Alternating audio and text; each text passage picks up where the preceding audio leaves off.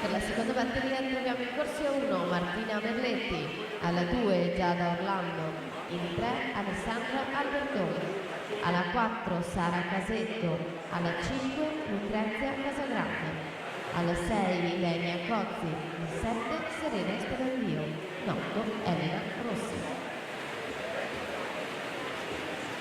Quindi i migliori 8 tempi junior: Pavoni, Lombardo, Lorenzetto, Gallina, Nanetti, Biasin, Pandin e Nicola Bruno. Ottavo 53 e 61. Assolute femmine, quindi la categoria in acqua, la prima delle 6 in programma, e poi saranno 5 quelle al maschile, quindi 11 in tutto, compresa questa che si sta per completare, per mettere fine anche a questa mattinata di batterie. Eva Schileo 1,4 e 69 vince questa prima, siamo già pronti con la seconda.